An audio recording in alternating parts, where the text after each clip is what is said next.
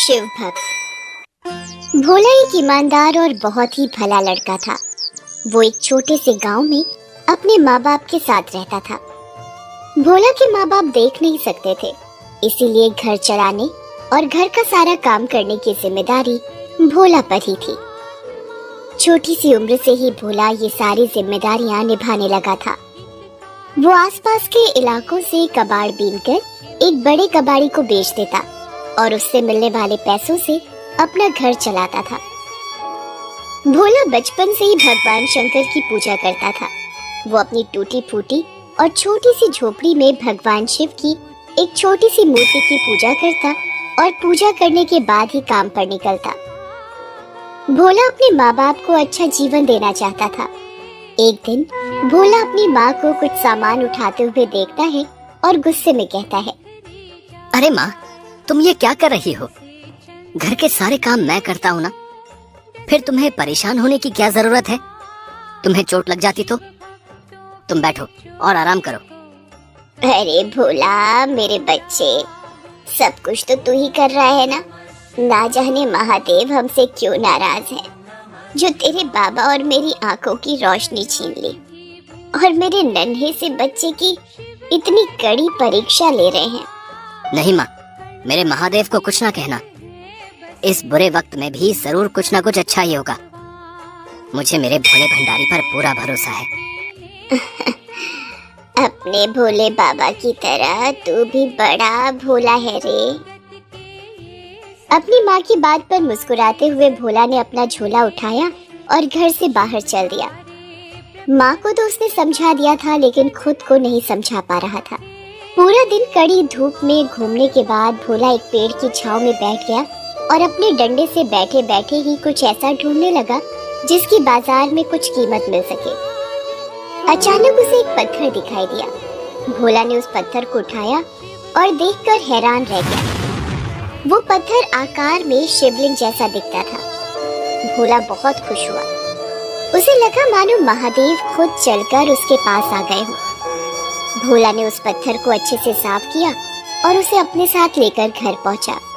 माँ, बाबा, कहाँ हैं आप लोग? देखिए, चमत्कार हो गया। क्या हुआ भोला? कौन सा चमत्कार हो गया? भूल गया बेटा, हम तो इतने अभागे हैं कि कुछ देख भी नहीं सकते। बाबा, मुझे आज कबाड़ बीनते हुए ये पत्थर मिला। नहीं, पत्थर नहीं, मुझे महादेव मिल गए बाबा। क्या बोल रहा है भोला? लगता है धूप लग गई है तुझे। कुछ भी बोल रहा है। जा, घड़े में से थोड़ा ठंडा पानी पी ले और आराम कर। यह सुनकर भोला उदास हो जाता है, लेकिन फिर उस पत्थर को देखकर उसके चेहरे पर मुस्कान आ जाती है। वो उस पत्थर को अच्छे से धोकर और साफ कर भगवान शिव की मूर्ति के पास रख देता है और उसे शिवलिंग मानकर हाथ जोड़ता है। थोड़ी ही देर में अंधेरा हो जाता है।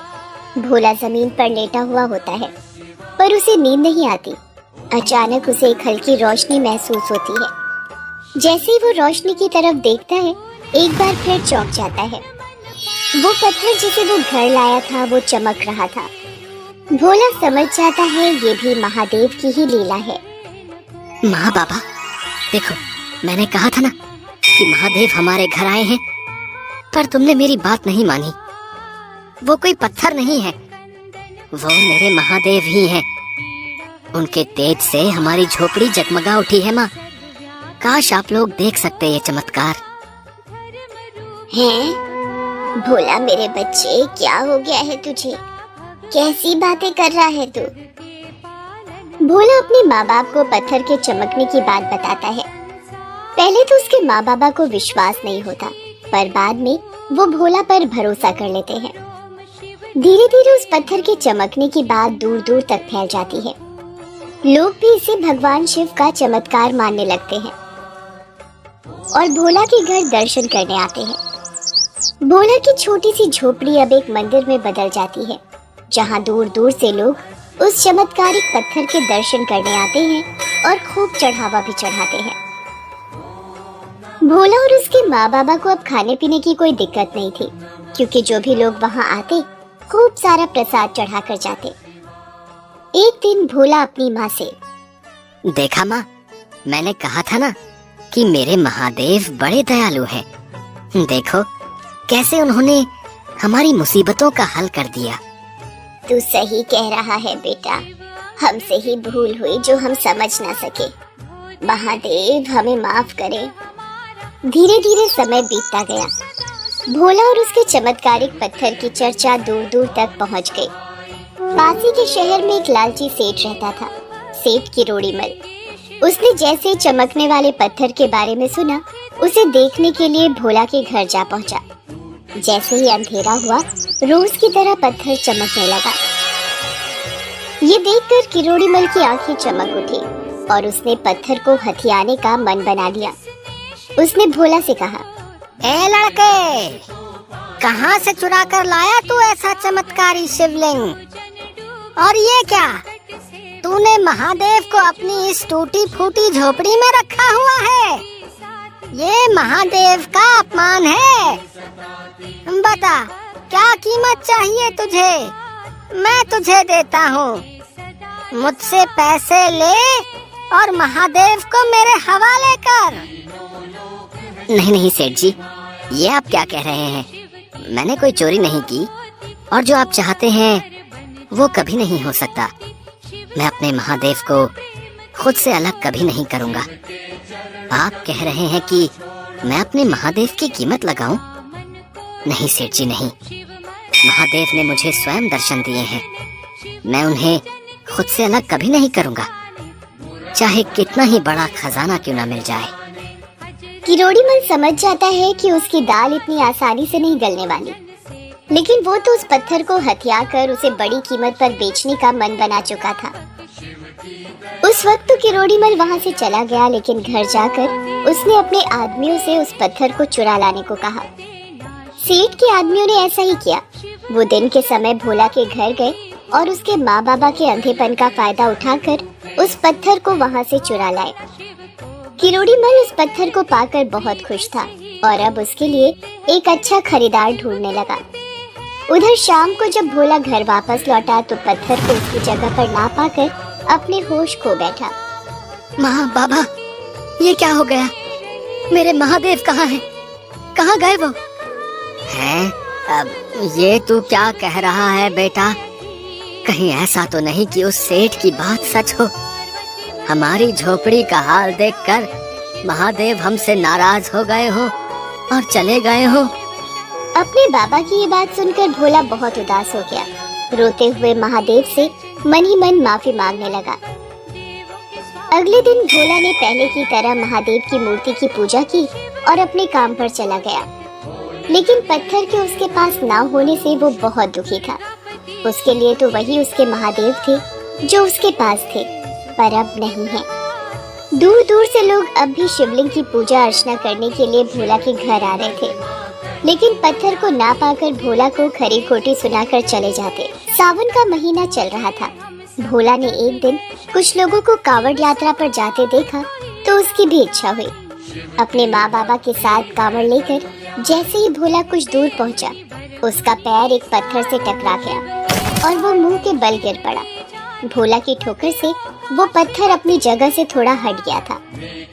भोला ने ये सोचकर उस पत्थर को वहाँ से हटा दिया कि कहीं उसके बाद कोई और पत्थर से ना टकराए, पर उसने देखा कि पत्थर के नीचे कुछ दबा हुआ था।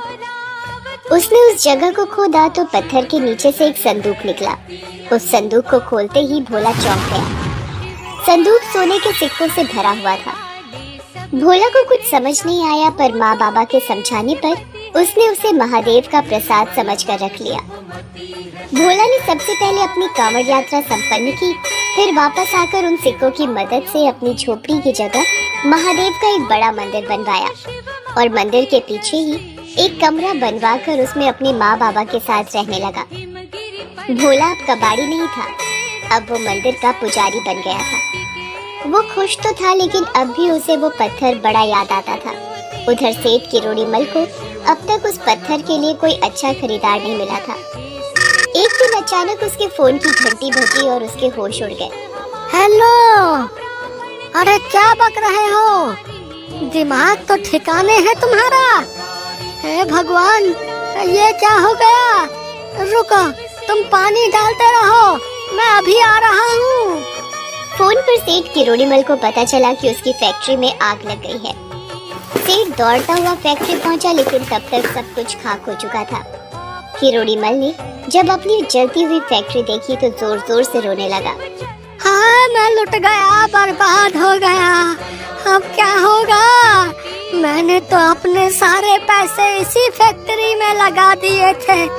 मैं तो कहीं का न रहा, और तो और इस फैक्ट्री को बढ़ाने के लिए जो कर्जा लिया था, अब उसे कैसे चुकाऊंगा मैं?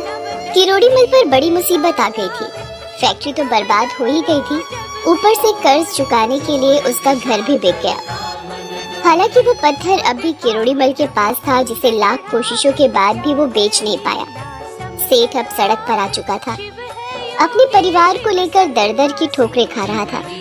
एक दिन खाने की तलाश में भटकता हुआ अपने परिवार के साथ वो उस जगह जा पहुंचा जहां पहले भोला की झोपड़ी हुआ करती थी। वहां उस झोपड़ी की जगह महादेव के भव्य मंदिर को देखकर किरोड़ीमल कुछ समझ नहीं पाया। उसने मंदिर से पूजा कर लौट रही एक महिला को रोककर उससे उस मंदिर के बारे में पूछा। अरे बहन जी, जरा सुनिए, यहाँ तो पहले भोला नाम के एक लड़के की झोपड़ी हुआ करती थी। ये मंदिर कब बना और कैसे? भोला नहीं, भोला जी कहो। उन्होंने ही तो ये मंदिर बनवाया है और वही इस मंदिर में पूजा अर्चना भी करवाते हैं। महादेव की बड़ी कृपा है उन पर। सुना है सोने के सिक्कों से भरा संदूक मिला था उन्हें, और उनका दिल देखो, क्या कुछ नहीं कर सकते थे, पर उन सिक्कों से महादेव का ऐसा सुंदर मंदिर बनवाया उन्होंने। भगवान उनका भला करे। और इतना ही नहीं, हर सोमवार को इस मंदिर में वो गरीबों को खाना खिलाते हैं और उनकी मदद भी करते हैं। हालत तो तुम्हारी भी खराब ही लगती है, तुम भी चले जाओ, वो तुम्हारी मदद जरूर करेंगे। महिला की बात सुनकर किरोड़ीमल को सब कुछ समझ आ जाता है। उसे अपनी गलती का एहसास होता है। उसे समझ आ जाता है कि महादेव ने उसे उसके किए की ही सजा दी है। वो भोला के पास जाता है और रोते हुए कहता है, भोला, मुझे माफ कर दो। मैंने ही तुम्हारे महादेव को तुमसे दूर किया था। मेरी भूल थी कि मैंने उन्हें कीमती पत्थर समझकर उन्हें तुम्हारे घर से चुरा लिया था। मेरे मन में लालच आ गया था भोला। महादेव ने मुझे मेरे किए की सजा दे दी है। मेरी फैक्ट्री जल गई, मेरा घर बिक गया, मेरा परिवार मेरे साथ दर दर की ठोकरें खा रहा है। ये सब मेरी ही गलती है। एक तुम हो जिसने महादेव को खोकर भी उन्हें पा लिया, और एक मैं हूँ जिसने उन्हें पाकर भी खो दिया। किरोड़ीमल भोला को उसका चमत्कारी पत्थर वापस कर देता है और फूट फूट कर रोने लगता है। भोला उसे सहारा देता है और उसके आंसू पोंछते हुए कहता है, ये सब महादेव की लीला है। हम सब तो उनके हाथों की कठपुतलियां हैं। उन्होंने तुम्हें सही रास्ते पर लाने के लिए ही ये सब किया होगा, पर अब तुम्हें अपनी गलती का एहसास है। मैंने तुम्हें माफ किया और मुझे भरोसा है कि महादेव भी तुम्हें माफ करेंगे। उस पत्थर को वापस पाकर भोला बहुत खुश होता है। आखिर उसे उसके महादेव वापस जो मिल गए थे। भोला ने उस शिवलिंग को स्नान कराया और पूरे विधि विधान से मंदिर में उसकी प्राण प्रतिष्ठा कराई। जैसे ही भोला ने मूर्ति स्थापित की, अब की बार वो पहले से भी ज्यादा चमकने लगी। ये देखते ही भोला और किरोड़ीमल की आंखों में आंसू आ गए। भोला ने किरोड़ीमल के परिवार को सहारा दिया और नया काम शुरू करने में उसकी मदद भी की। इस तरह महादेव की कृपा से भोला और किरोड़ीमल दोनों का जीवन संवर गया। Please subscribe.